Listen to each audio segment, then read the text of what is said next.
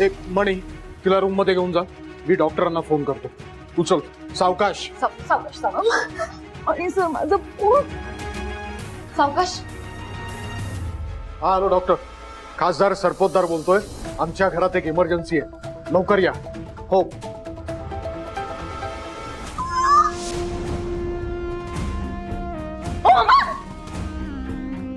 हो आणि बघा साबणाचं पाणी आहे. संजिता मूर्ख, अक्कल आहे तुला? मी पडले असते ना. मम्मा हाच प्लान होता माझा.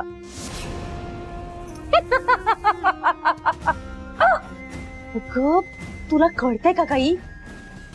ह्या ना कळलं मी स्वानंदीला पायऱ्या पुसायला लावल्यात तर माझं काही खरं नाही. मला भीती वाटते गयांची खूप.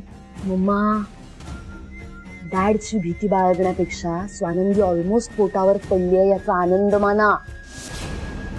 आणि कधी कधी ना शांतपणे केलेली कामं गाजावाजा केलेल्या कामांपेक्षा जास्त चांगले रिझल्ट देतात. आणि स्वानंदी ज्या पद्धतीनं पोटावर पडलीये त्यावरून ती वाचण्याची शक्यता कमी आहे मामा.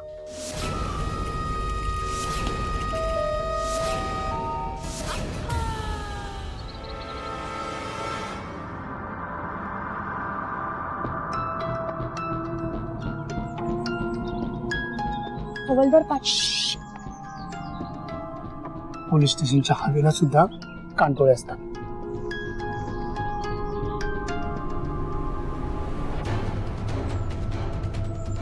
काय रुमाल? तुमच्या स्वातीचा फोन येतो. आणि हे बघा, फक्त 10 मिनिटं आहेत तुमच्याकडे. 10 मिनिटांमध्ये या फोनचं जे करायचंय ना ते करा. आणि हा, ह्याच्यात काय शोधायचंय, काय टिपायचं असेल ना ते आत्ताच करा. सारखा सारखा मला फोन घेऊन यायला जमणार नाही. आलोच मी. स्वानंदी, का क्रुशियल एव्हिडन्स आपल्या हाती लागला आणि तू कुठे राहिलीयस? कॉल करते.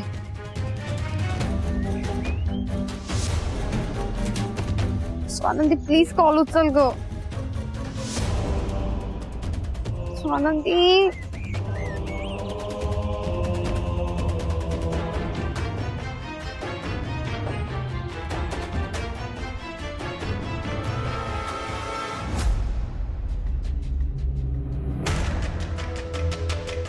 तपासून झालं का? हो आताच. स्वानंदी एक मिनिट. सावकाश.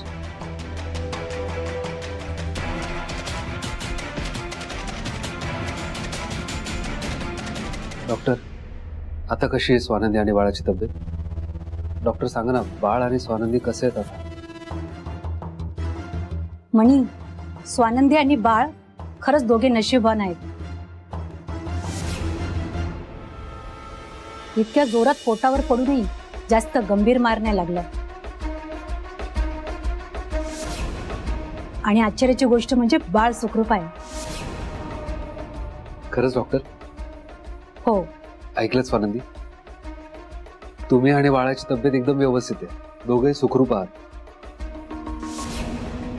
स्वानंदी, काळजी घ्यायला हवी खूप. अशी कशी पडलीस? लक्ष नव्हतं का? नाही मॅडम, लक्ष होतं माझं, पण माहिती नाही पाय कसा घसरला. लक्ष असतं ना तर पाय घसरलंच नसतं स्वानंदी. या कंडिशन मध्ये जबाबदारीने वागलं पाहिजे. प्रत्येक पाऊल टाकताना काळजी घ्यायला हवी. आणि अंग मेहनतीचं काम पूर्णपणे बंद कर. आणि खरंच तू आणि तुझं बाळ नशीबवान आहात. अनेकदा अपघातातून तुम्ही वाचलात. यातून शिकायला हवं. परत असं घडू नये याची काळजी घ्यायला हवी. जबाबदारीने वागलं पाहिजे स्वानंदी. हो मॅडम, मी घेईन काळजी. असं बेजबाबदारीने वागलात तर मेडिकल सायन्स ही काहीही मदत करू शकणार नाही. आणि असं परत घडलं तर बाळ आणि आई यांच्या जीवाला धोका असेल.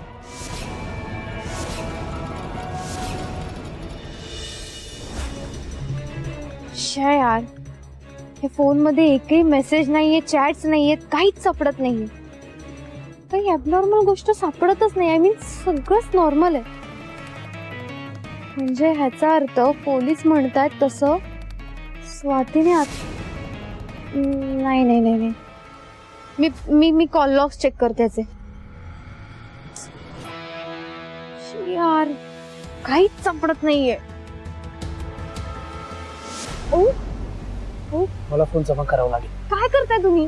हो मॅडम, तुम्हाला समजत कसं नाही, साहेबांची याची वेळ झाली आणि हा फोन जर त्यांना जागेवर दिसला नाही ना, मी सस्पेंड होईल.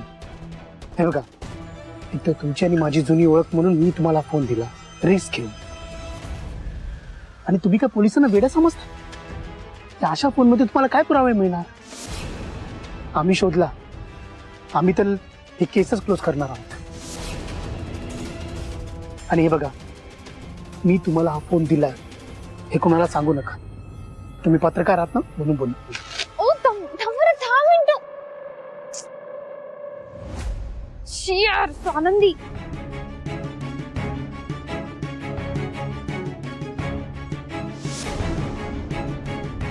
स्वानंदी कॉल उचल ग.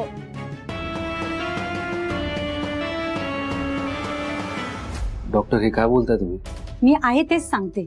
स्वानंदी आता अशा स्टेजमध्ये आहे, तिने स्वतःची खूप काळजी घ्यायला हवी. तिनेच तिची काळजी नाही घेतली तर मी काय, कोणताही डॉक्टर तिला वाचवू शकणार नाही. आणि तिला आता बेड रेस्टची गरज आहे. या गोळ्या मेडिकल मधून आणा आणि प्रत्येक मील नंतर एक गोळी द्या. हो. आणि तिच्या पोटात दुखलं तर मला लगेच कळवा. चला येते.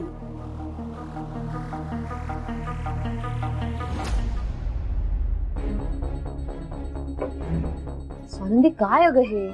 बरं वाटतंय का आता? अशी कशी पडतेस ग तू? आणि डॉक्टर अगदी बरोबर बोलल्या.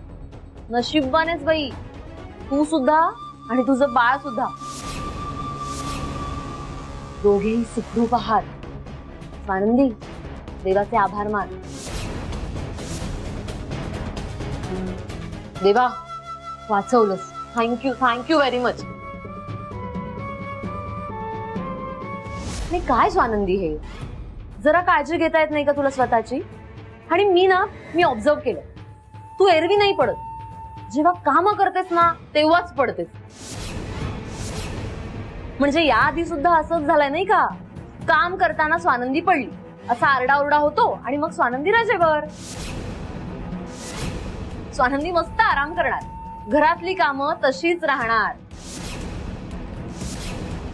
स्वानंदी, हा योगायोग नाहीये का ग? हा काय म्हणे?